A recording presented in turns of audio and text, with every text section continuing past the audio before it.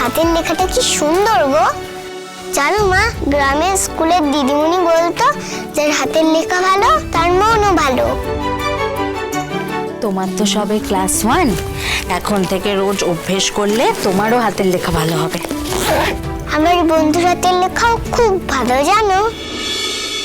আমার স্কুলে form fill up করেছিল তো ইংরেজিতে, আমি দেখেছি।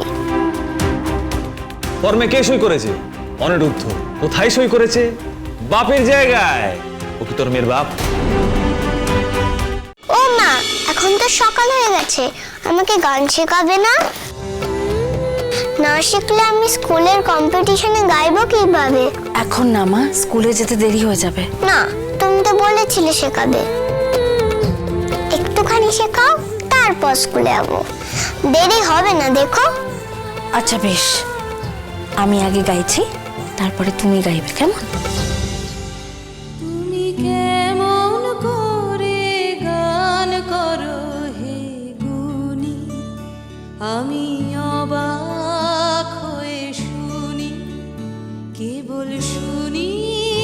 তুমি কেমন করে গান করো হে গুনি, আমি অবাক হয়ে শুনি, কেবল শুনি।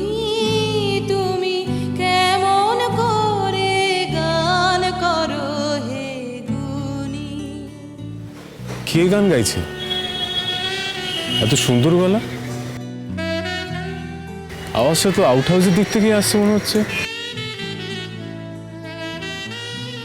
তাহলে কি বাণী গাইছে?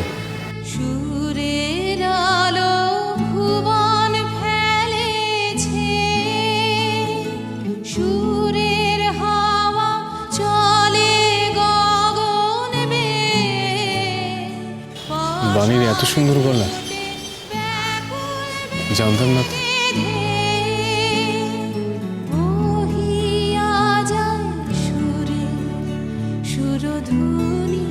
সত্যি ভগবান কাকে কি ট্যালেন্ট দিয়েছে উনিই জানেন।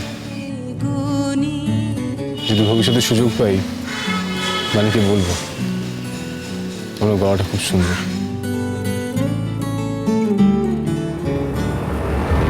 বুঝলে দামালি, গাড়িটা বড্ড গুঁতো মারছে শিং দিয়ে।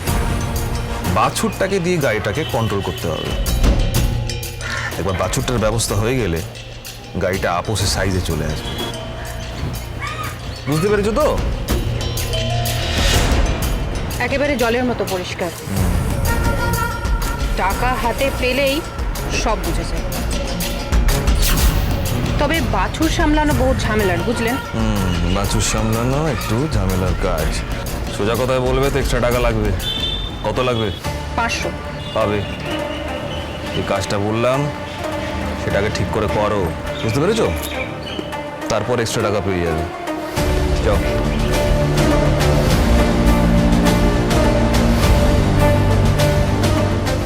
বানি, আজ তোকে কেমন মজা দেখায় শুধু দেখ। আজ তুই মাম্মাম মাম্মাম করে মরবি।